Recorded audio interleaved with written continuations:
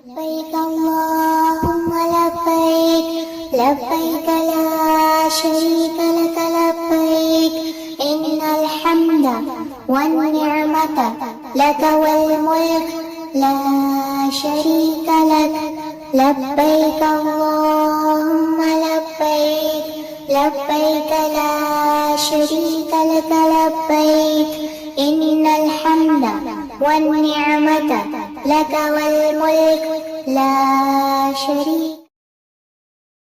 السلام علیکم ورحمۃ اللہ وبرکاتہ. ویلکم ٹو نور القرآن کڈز دورہ قرآن. آپ سب کو نور القرآن میں خوش آمدید. کڈز دورہ قرآن میں خوش آمدید. کیسے ہیں آپ سب؟ یہ بتائیے آج کون سا پارہ پڑھنے والے ہیں ہم؟ پارہ نمبر 6 ہم پڑھیں گے. ہم انشاءاللہ اپنا چھٹا پارہ شروع کرتے ہیں. جب بھی قرآن پڑھتے ہیں، قرآن پڑھنے سے پہلے کیا کرنا ہوتا ہے؟ ہم نے ہمیشہ قرآن پڑھنے سے پہلے ہم کیا کرتے ہیں؟ تعوذ پڑھتے ہیں. سب تیار ہو جائیں، ریڈی ہو جائیں، کوئی ڈسٹریکشن نہیں، کوئی چیٹ نہیں، کوئی باتیں نہیں، کیونکہ ہم قرآن پڑھنے جا رہے ہیں، اللہ کا کلام پڑھنے جا رہے ہیں. اور اللہ کا کلام کیسے سنتے ہیں؟ غور سے سنتے ہیں. اللہ کے کلام کو ہم نے ایسے سننا ہے جیسے اللہ نے ہمیں سننے کا حکم دیا ہے. اللہ کے حکموں کو ماننے کے لیے سننا ہے. تو اللہ کے حکموں کو کب مان سکیں گے؟ جب ہم غور سے سنیں گے اور سمجھیں گے. تعوذ پڑھیں. اعوذ باللہ من الشیطان الرجیم بسم اللہ الرحمن الرحیم رب اشرح لی صدری ویسر لی امری واحلل عقدۃ من لسانی یفقہوا قولی. اے میرے رب، کھول دے میرا سینہ، آسان بنا دے میرے لیے میرا کام، کھول دے گرہ میری زبان کی تاکہ وہ سمجھے میری بات. ربی زدنی علما، اے میرے رب میرے علم میں اضافہ فرما. آمین یا رب العالمین. چھٹا پارہ نمبر 6، اس میں سورہ نساء ہم انشاءاللہ آج مکمل کریں گے. سورہ نساء جو شروع ہوئی تھی 5ویں پارے میں، اور نساء کا مطلب کیا ہوتا ہے؟ خواتین، عورتیں. سورہ نساء مکمل ہوگی اور سورۃ المائدہ شروع ہوگی. مائدہ کا مطلب ہوتا ہے دسترخوان یا کھانا کھانے کی جگہ. انشاءاللہ سورہ مائدہ چھٹے پارے میں شروع ہوتی ہے اور 7ویں پارے تک جاتی ہے. اس پارے کے شروع میں ہی سورہ نساء کی آیت نمبر 149، اس میں اللہ تعالیٰ ہمیں اتنا پیارا اصول سکھاتے ہیں اور کچھ آداب سکھاتے ہیں. اور یہاں پر 2 اہم باتیں ہیں. بہت توجہ سے، بہت غور سے آپ نے سننا ہے. اللہ تعالیٰ یہاں ہمیں 2 اہم باتیں بتاتے ہیں. ایک تو یہ کہ اللہ تعالیٰ کو برائی نہیں پسند. برے کام کرنے والے اللہ کو اچھے نہیں لگتے. یعنی دوسروں سے بری بات کہنا، بے ادبی کرنا، گالی گلوچ کرنا، دوسروں کو برے ناموں سے بلانا، یہ اللہ کو نہیں پسند. بے حیائی کی باتیں کرنا، دوسروں کا مذاق اڑانا، بری چیزیں دیکھنا، یہ سب اللہ کو نہیں پسند. ایک تو اللہ کو برائی نہیں پسند، اور دوسرا اللہ یہاں کہتا ہے، اور وہ یہ کہ اللہ کو وہ لوگ بھی نہیں پسند جو کسی کی برائی کی بات کسی دوسرے کو بتاتے ہیں. یعنی کسی کی بری باتوں کو کھول کھول کر دوستوں سے ڈسکس نہیں کرنا چاہیے. اگر کسی بچے سے کوئی غلطی ہو جائے، غلطی سے کوئی گناہ ہو جائے، تو ہمیں یہ نہیں کرنا چاہیے کہ ہم سب کے سامنے اس کی بے عزتی کریں یا اس سے شرمندہ کریں، اس کو اس کے گناہ پر ملامت کریں، سب کو اس کا گناہ بتائیں تاکہ وہ بدنام ہو یا امبیرس ہو، یا ہم اس کا مذاق اڑائیں اور سارے لوگوں میں وہ گناہ پھیلا دیں تاکہ اس کی بے عزتی ہو. یہ اللہ کو نہیں پسند کہ کسی کی غلطی سے ہو جانے والے گناہ کو پھیلایا جائے. بلکہ اللہ تعالیٰ کہتا ہے کہ اگر آپ کو کسی کی برائی کا پتہ ہے یا کسی کے گناہ کا پتہ ہے یا کسی کی کوئی کمی آپ کو پتہ ہے، تو اسے اکیلے میں سمجھائیں کہ یہ غلط ہے، یہ برائی ہے. یا پھر کسی بڑے کو یا والدین کو یا ٹیچر کو اس کی برائی کے بارے میں بتا دیں تاکہ وہ بچہ وہ برائی نہ کرے، اس بچے کی اصلاح ہو جائے. کیونکہ ہمارا کام کیا ہے؟ ہمارا کام ہے برائی کو روکنا. ہم نے برائی کو روکنا ہے، اسے پھیلانا نہیں ہے. جو گناہ کا کام ہے، جو گندی باتیں ہیں، وہ پھیلانی نہیں ہے، اعلان نہیں کرنا. یہ اللہ کو سخت ناپسند ہے. ایک تو برائی کرنا جرم ہے، اور دوسرا برائی کی باتوں کو پھیلانا بھی گناہ ہے. کسی بچے میں کوئی برائی ہے یا کوئی بچہ کوئی غلط کام کرتا ہے یا کوئی گناہ کرتا ہے، اس کو اپنے باقی دوستوں کے سامنے بدنام کرنے کے لیے ہم نے نہیں کہنا. تو پیارے بچوں کیا سیکھا ہم نے کہ ہم نے برائی کو نہیں پھیلانا، کسی کی بے عزتی کرنے کے لیے اس کی برائی کو ڈسکس نہیں کرنا، بلکہ کیا کرنا ہے، بلکہ کسی بڑے کو بتانا ہے تاکہ اس کی برائی دور ہو۔ اور یہاں پہ اللہ تعالیٰ ایک ایکسیپشن بھی بتاتے ہیں کہ کب ہم کسی کی برائی کو سب کے سامنے بتا سکتے ہیں، اور وہ یہ ہے جب کوئی دوسروں پر ظلم کرتا ہو یا زیادتی کرتا ہو یا بہت تنگ کرتا ہو، تو اس کی اس حرکت کو لوگوں کے سامنے بتا سکتے ہیں تاکہ تمام لوگوں کو پتہ چل جائے کہ وہ ظالم ہے، ظلم کرنے والا ہے، وہ خود ظلم سے باز بھی آ جائے، اور دوسرے بچے بھی الرٹ ہو جائیں کہ یہ ظالم ہے اور اس سے بچ سکیں۔ مثلاً اگر آپ کے اسکول میں کوئی بچہ ہے جو سب کو مارتا ہے یا بلی کرتا ہے، آپ کیا کریں گے؟ اگر آپ کسی بڑے کے پاس یا پرنسپل کے پاس یا ٹیچر کے پاس جاتے ہیں اور اس بچے کے بارے میں بتاتے ہیں تو آپ نے بالکل ٹھیک کیا۔ اس سے کیا ہوگا؟ اس سے اس بچے کو سزا ملے گی اور آئندہ بہت سے بچے اس بلی سے بچ جائیں گے۔ اللہ نے یہاں منع کیا ہے کسی کی برائی کو دوسروں کے سامنے صرف اس لیے بتانا تاکہ وہ بدنام ہو، وہ بے عزت ہو، یہ اللہ نے منع کیا ہے۔ پھر ساتھ ہی اللہ تعالیٰ نے نیکیوں کی بھی بات کی ہے کہ اگر کبھی کسی میں کوئی اچھی بات دیکھو، کوئی اچھی عادت کسی بچے میں دیکھو، یا کوئی بچہ کوئی نیکی کرتا ہوا ہو اس کو آپ دیکھیں، تو اس کو دوسروں کے سامنے ضرور بیان کریں، یعنی اچھی اچھی باتوں کو ڈسکس کرو، کسی کی اچھی بات کو، اچھی عادت کو دوسروں سے شیئر کیا کرو۔ اس سے کیا ہوگا؟ اس سے دوسروں میں بھی اچھے کام کرنے کا شوق پیدا ہوگا، آپ کو بھی تو اجر ملے گا نا، کیونکہ ہم نے کیا کرنا ہے؟ ہم نے نیکیوں کو پھیلانا ہے۔ مثلاً اگر کوئی بچہ شوق سے قرآن پڑھتا ہے، اچھا پڑھتا ہے اور اچھی آواز میں پڑھتا ہے، تو آپ دوسروں کو بھی بتائیں کہ اس بچے کو قرآن سے محبت ہے، یہ بچہ قرآن بہت شوق سے پڑھتا ہے یا یہ بہت اچھی آواز میں پڑھتا ہے۔ اس سے کیا ہوگا؟ اس سے وہ بچہ خود بھی انکریج ہوگا اور باقی بچوں میں بھی قرآن کو اچھی طرح سے پڑھنے کا شوق ہوگا۔ تو پیارے بچوں، ہم نے نیکی کی باتوں کو پھیلانا ہے اور برائی کی باتوں کو نہیں پھیلانا۔ یہاں پہ سورہ نساء مکمل ہوتی ہے، تھرڈ بگیسٹ سورہ آف قرآن۔ سورہ نساء الحمدللہ مکمل ہوئی، اور یہاں پہ سورۃ المائدہ شروع ہوتی ہے، سورہ مائدہ۔ مائدہ کا مطلب ہوتا ہے دسترخوان یا کھانے کی جگہ۔ اور سورہ مائدہ کے شروع میں بھی اللہ تعالیٰ نے بڑی پیاری بات ہمیں سکھائی، بڑے پیارے اصول ہمیں سکھا دیے۔ یا ایھا الذین آمنوا اوفوا بالعقود، اے ایمان والو اپنے وعدوں کو پورا کرو۔ کس کو کہا جا رہا ہے؟ ایمان والوں کو۔ ہم ہیں ایمان والے، آپ ہیں نا ایمان والے، ہم مسلمان ہیں نا، تو اللہ تعالیٰ ہمیں کہہ رہا ہے کہ اے ایمان والو اپنے وعدوں کو پورا کرو، یہ اللہ کا حکم ہے، یہ حکم ہمارے لیے ہے۔ اور کیا حکم ہے؟ کہ اگر کسی سے کوئی وعدہ کرو، کسی سے کوئی پرومس کرو تو اسے پورا کرو۔ یعنی اگر ہم نے کسی سے کوئی کام کرنے کا پرومس کیا ہے کہ میں یہ کام کروں گا، تو پھر بعد میں وہ کام بھی کریں، کیونکہ اگر آپ بعد میں وہ کام نہیں کرتے تو کیا ہوگا؟ یہ تو جھوٹ ہوا نا، اور جھوٹ کیا ہے؟ گناہ کبیرہ، یہ ہم نے کل پڑھا تھا، بڑا گناہ ہے۔ تو ہم نے اگر کسی سے کوئی کام کا ہم نے پرومس کیا ہے تو وہ کام کرنا ہے، اور اگر ہمیں لگتا ہے کہ ہم وہ کام نہیں کر سکتے تو پھر وہ وعدہ بھی نہ کریں، وہ پرومس بھی نہ کریں۔ اگر کام کر سکتے ہیں تو پرومس کریں، اور کبھی بھی کسی سے کوئی جھوٹا وعدہ نہ کریں، کسی کو جھوٹی امید نہ دلائیں، جو بات کہیں اسے پورا بھی کریں، کیونکہ مسلمان جو بات کرتا ہے اسے پورا کرتا ہے۔ اپنے وعدوں کو، اپنے پرومس کو ہم نے پورا کرنا ہے۔ مثلاً آپ کا دوست اگر آپ کو کہے کہ اگر تم مجھ سے اپنی کینڈی شیئر کرو گے تو جب میرے پاس ہوگی تو میں بھی شیئر کروں گا، اور آپ اس کے وعدے پر ٹرسٹ کرتے ہوئے اس سے شیئر کر دیتے ہیں، لیکن جب اس کے پاس کینڈی آتی ہے، اس کی شیئرنگ کی باری آتی ہے، تو وہ کہتا ہے مجھے تو یاد نہیں کہ میں نے کوئی وعدہ کیا ہو، تو کیسا لگے گا آپ کو؟ یہ وعدہ خلافی ہوتی ہے، اسے پرومس بریک کہتے ہیں، برا لگے گا نا۔ تو پیارے بچوں، جو وعدہ کریں اسے پورا کریں، اور جب وعدہ کریں تو انشاءاللہ بھی کہیں، کیونکہ اللہ تعالیٰ کہتا ہے کہ جب کسی سے کسی کام کا ارادہ کرو یا بات کرو یا وعدہ کرو تو انشاءاللہ کہو، کیونکہ اللہ تعالیٰ وعدہ پورا کرنے کے لیے مدد بھی کرے گا۔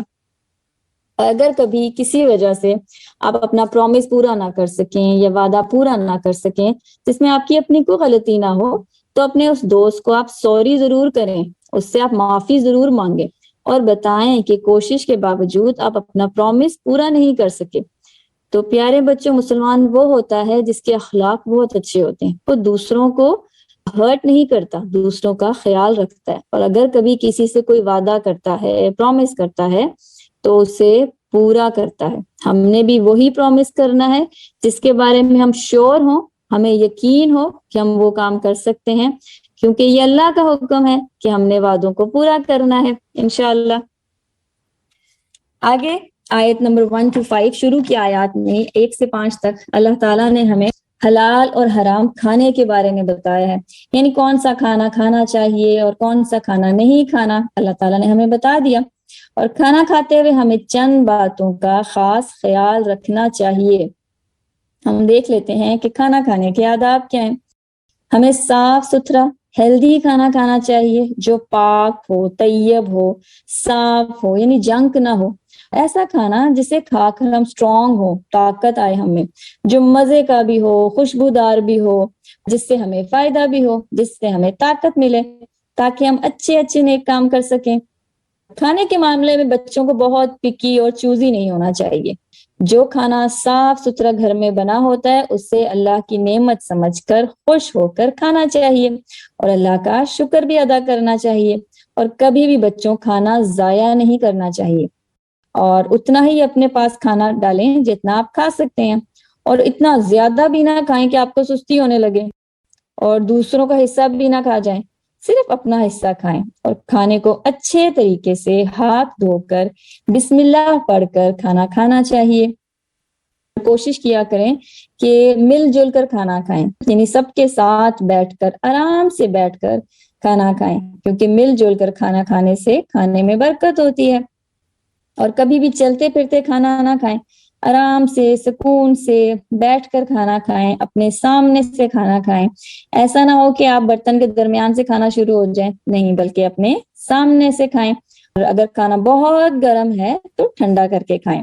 اور جب کھانا کھا لیں تو کھانا کھانے کے بعد ہاتھ دھونے چاہیے، کلی کرنی چاہیے، دعا کرنی چاہیے، اللہ کا شکر ادا کریں کہ اس نے ہمیں پاکیزہ حلال کھانا دیا تاکہ ہم دین کا کام کر سکیں، نیک کام کر سکیں، اچھے کام کر سکیں۔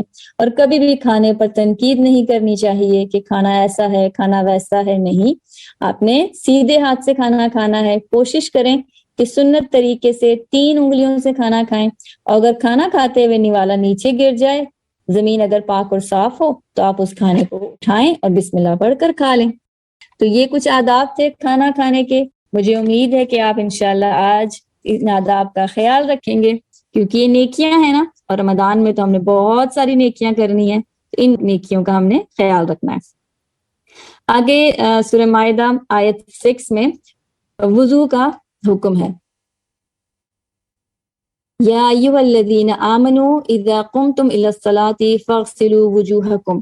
ان آیات میں اللہ تعالیٰ نے وضو کا بتایا ہے، نماز سے پہلے وضو کرنے کو لازم کیا ہے، یعنی وضو کے بغیر نماز ہوتی ہی نہیں۔ ہمیں وضو کا صحیح طریقہ بھی آنا چاہیے، وضو بہت ضروری ہے۔ آپ سب جانتے ہیں کہ نماز سے پہلے وضو کرتے ہیں نا، تو وضو کے کچھ سٹیپس بھی ہوتے ہیں، ان سٹیپس کو ہم دیکھ لیتے ہیں تاکہ ہمیں پتا ہو کہ صحیح وضو کیسے ہوتا ہے، اور ہمیں صحیح طریقہ آنا بھی چاہیے۔ سب سے پہلا سٹیپ ہے وضو کرتے ہوئے نیت، اور نیت بہت ضروری ہے، نیت فرض ہے۔ نیت کیا ہے؟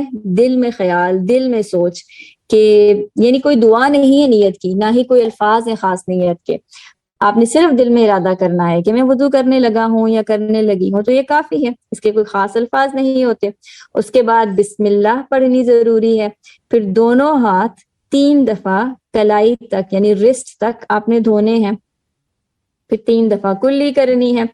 اس کے بعد ناک صاف کرنی ہے، یعنی 3 دفعہ ناک میں پانی ڈال کر پھر ناک جھاڑنی ہے، اور اس کے بعد 3 دفعہ چہرہ دھونا ہے، پورا چہرہ آپ کا صاف ہونا چاہیے۔ پھر ہاتھوں کو کوہنیوں سمیت، یعنی جو آپ کی ایلبو ہے، ایلبو بھی دھلنی چاہیے، کوہنیوں سمیت پہلے رائٹ یعنی دایاں ہاتھ، اور اس کے بعد پھر لیفٹ بایاں ہاتھ دھونا ہے۔ پھر اس کے بعد مسح، سروں کا مسح کرنا ہے۔ مسح کا مطلب ہوتا ہے کہ اپنا ہاتھ گیلا کر کے اپنے ہاتھوں کو سر کے آگے سے پیچھے اور پھر پیچھے سے آگے تک لے کر آئیں، اور اسی کے ساتھ پھر کانوں کا بھی مسح کر لیں اور اس کے بعد اپنے پیروں کو ٹخنوں تک دھوئیں یعنی اینکلز تک 3 بار دھونا ہے اور پھر اس کے بعد دعا پڑھنی ہے. اور ان ترتیب کا ان سٹیپس کا خیال رکھنا بہت ضروری ہے. ایک کے بعد دوسرا سٹیپ ہم نے کرتے چلے جانا ہے اور درمیان میں بلا وجہ رکنا نہیں ہے. اگر آپ کو ان سٹیپس کا نہیں پتا تو ان سٹیپس کو آپ لکھ لیں اور لکھ کے پھر ان سٹیپس کو یاد کرنے کی کوشش کریں, کیونکہ ان سٹیپس کے درمیان میں وقفہ نہیں آنا چاہیے. یعنی ایک سٹیپ کرنے کے بعد دوسرا سٹیپ فوراً ہو جائے, درمیان میں دیر نہ کی جائے. اور اپنے جسم کا کوئی بھی حصہ, کوئی بھی پارٹ 3 بار سے زیادہ نہیں دھونا, کیونکہ یہ سنت ہے.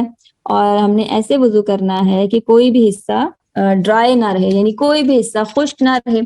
اور اگر ابھی بھی بچوں کو کوئی بات سمجھ نہیں آئی تو آپ بعد میں ریکارڈنگ سے ان سٹیپس کو دوبارہ سنیے گا اور ان سٹیپس کو نوٹ کیجئے گا. ٹھیک ہے, چلیے آگے ہم دیکھتے ہیں آیت 27 سے 31. یہاں پر تو ہم ایک کہانی سننے والے ہیں, حابیل اور کابیل کا واقعہ سننے والے ہیں. اللہ تعالیٰ نے قرآن میں ہمیں بہت سی کہانیاں سنائی ہیں نا, ہم دیکھتے آ رہے ہیں ہر پارے میں کوئی نہ کوئی کہانی ہوتی ہے اور کوئی بھی کہانی بغیر کسی مقصد کے نہیں ہوتی.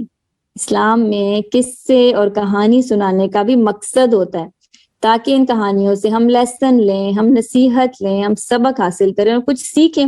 جب بھی کوئی کہانی آئے نا تو آپ سوچیں کہ اس کہانی سے آپ نے کیا سیکھا, اللہ تعالیٰ کیا سکھا رہا ہے, غور کیا کریں, سوچا کریں. ہر کہانی میں اللہ نے ہمارے لیے لیسن لکھ رکھے ہوتے ہیں. اب یہاں پر حابیل اور کابیل کا واقعہ ہے. یہاں پر اللہ تعالیٰ نے دنیا کے پہلے قتل کی کہانی بتائی ہے. حابیل اور کابیل دونوں آدم علیہ السلام کے بیٹے تھے اور دونوں بھائی تھے. حابیل بہت نیک اور سچا مومن تھا, فرما بردار بھی تھا. سب لوگ حابیل کو پسند کرتے تھے کیونکہ وہ اچھا کام کرتا تھا اور نیک تھا. جبکہ اس کا بھائی کابیل نافرمان تھا, یعنی بات نہیں مانتا تھا اور وہ اپنے بھائی حابیل سے جیلس ہوتا تھا, حسد کرتا تھا اور کابیل چاہتا تھا کہ جیسے سب لوگ حابیل کو پسند کرتے ہیں کابیل کو بھی پسند کریں, اور وہ ہر چیز میں حابیل سے آگے رہنا چاہتا تھا. کابیل خود کو حابیل سے زیادہ بہتر سمجھتا تھا اور اپنے بھائی کو اپنے سے کم تر سمجھتا تھا. ایک دن دونوں بھائیوں کو اللہ نے قربانی کا حکم دیا اور فرمایا کہ دونوں بھائیوں میں سے جس کی قربانی اللہ قبول کرے گا وہ اللہ کا پسندیدہ ہوگا, یعنی اللہ کا فیورٹ ہوگا. کابیل کا دل برا تھا, اس لیے سوچتا بھی برا تھا. اس نے اللہ کے لیے قربانی کے لیے سب سے بیکار چیزیں جمع کی اور پہاڑی پر جا کر ایک طرف رکھ دی. جبکہ حابیل دل کا بہت اچھا تھا, نیک تھا اور وہ سوچتا بھی اچھا تھا. اس نے اپنے سب سے بہترین مویشی یعنی جانور چنے اور عزت و احترام کے ساتھ, ادب کے ساتھ پہاڑی کی ایک طرف جا کر رکھ دیے. اب آپ سوچیں اللہ نے کس کو چنا ہوگا؟ اللہ کو بھی اچھی چیز پسند ہے نا. اللہ تعالیٰ دلوں کے حال بھی جانتا ہے کہ کون اچھی طرح سے اللہ کو قربانی دے رہا ہے اور کون بری طرح سے دے رہا ہے. اللہ نے حابیل کی اچھی قربانی کو چوز کیا اور کابیل کی جو بیکار سی قربانی تھی اس کو اللہ نے نہیں چنا. یہ دیکھ کر کابیل کو بہت غصہ آیا اور وہ اپنے بھائی سے لڑنے لگ گیا اور بھائی کو غصے میں مارا اور اسے قتل کر دیا. اس طرح زمین پر پہلا قتل ہوا. غصے میں کابیل نے خود پر کنٹرول نہیں کیا اور اپنے بھائی کو مار دیا. اس کے بعد کابیل بہت شرمندہ ہوا اور اسے بہت افسوس بھی ہوا کہ اس سے یہ کیا غلطی ہوگی, لیکن اب کچھ ہو تو نہیں سکتا تھا نا, کیونکہ اس کا بھائی تو مر چکا تھا اور وہ اپنے بھائی کو واپس بھی نہیں لا سکتا تھا. شیطان نے کابیل کو وسوسہ ڈال کر اس کے غصے میں اور اضافہ کیا اور اتنا غصہ کیا کہ اس نے اپنے بھائی کو مار دیا. ان آیات میں اللہ تعالیٰ ہمیں دنیا میں ہونے والے پہلے قتل کی کہانی سنا رہا ہے اور ہمیں بہت امپورٹنٹ سبق بھی دے رہا ہے. یہاں پہ اللہ تعالیٰ بتا رہا ہے کہ قتل, نفرت, لڑائی جھگڑے کی وجہ غصہ ہے, تکبر ہے. یعنی یہاں پر ایک بھائی نے اپنے دوسرے بھائی کو کیوں قتل کیا؟ کیونکہ وہ اپنے آپ کو دوسرے سے بہتر سمجھتا تھا اور وہ یہ چاہتا تھا کہ سب صرف اسی کی تعریف کریں اور اپنے بھائی کی تعریف کوئی بھی نہ کرے. اور جب اس نے یہ دیکھا کہ اس کا بھائی بہت نیک ہے اور اللہ بھی اسی کو پسند کرتا ہے تو اسے غصہ آیا, اور بجائے اس کے کہ وہ اچھے اچھے کام کرتا اور اللہ کو خوش کرتا اور لوگوں کے سامنے بھی نیک بنتا, اس نے اپنے بھائی کو مار دیا اور بعد میں خود بہت شرمندہ ہوا اور پریشان ہوا۔ تو پیارے بچوں، ہمیں ہمیشہ اللہ سے ڈرنا چاہیے، کسی سے حسد نہیں کرنا چاہیے۔ اگر کوئی ہم سے زیادہ اچھا کام کرتا ہے یا کسی کے پاس ہم سے زیادہ نعمتیں ہیں یا اچھی اچھی چیزیں ہیں تو ہمیں اس کے لیے خوش ہونا چاہیے، اور جو نعمتیں اللہ نے ہمیں دی ہیں ہمیں اس پر اللہ کا شکر ادا کرنا چاہیے۔ کبھی بھی کسی کو ہم نے اپنے سے کم نہیں سمجھنا۔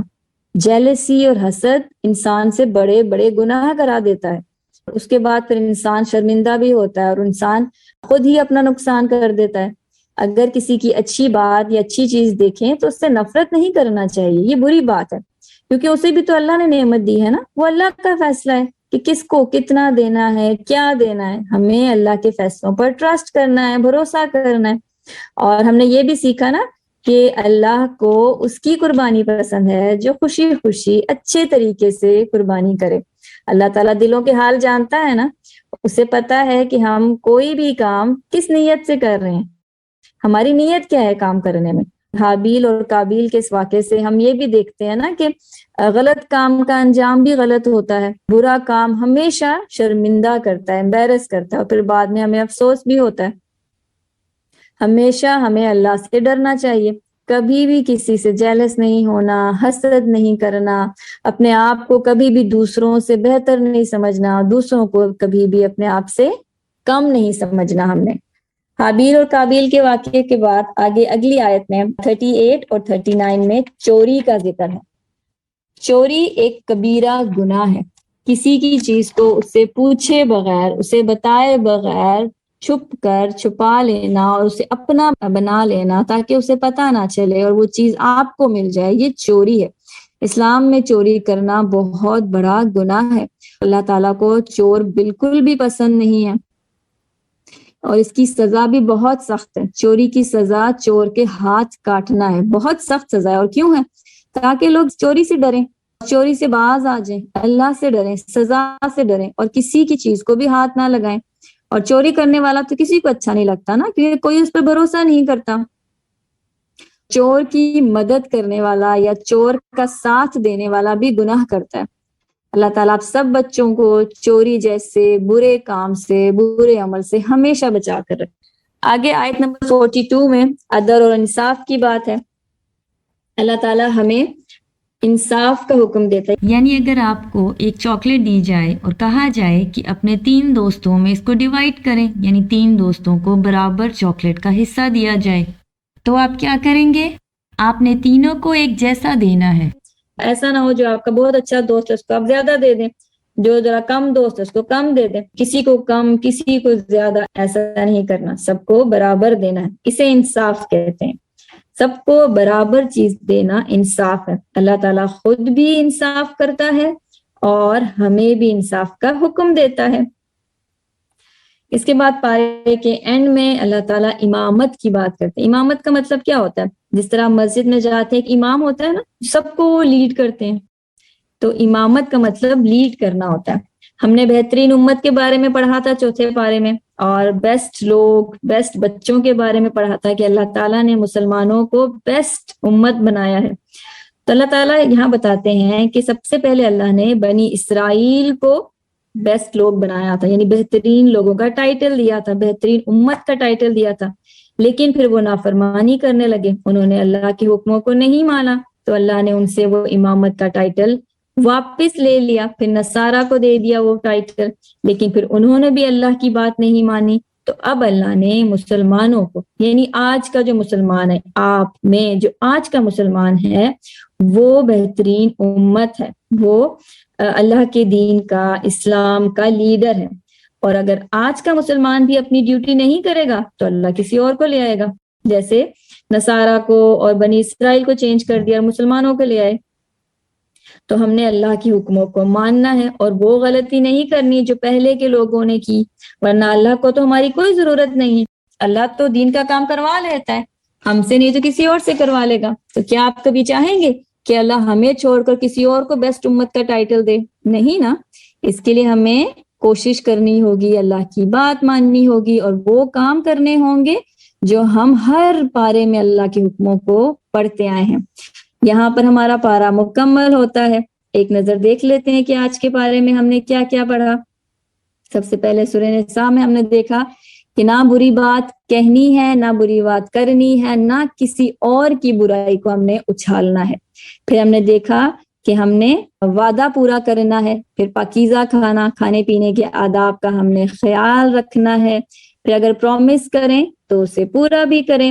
پھر ہم نے دیکھا کہ وضو کو اچھے طریقے سے سٹیپس کو فالو کرتے ہوئے کرنا ہے. پھر حابیل اور قابیل کا واقعہ دیکھا کہ غصہ بہت بری چیز ہے، کسی کو اپنے سے کمتر نہیں سمجھنا، اور شیطان ہر وقت انتظار میں ہوتا ہے کہ انسان سے غلطی کروا لے. جیسے قابیل سے اس نے قتل کروا لیا، تو ہم نے غصہ نہیں کرنا، نرمی کرنی ہے، اور کسی کو بھی اپنے سے کم نہیں سمجھنا، اپنے آپ کو کسی سے بڑا نہیں سمجھنا.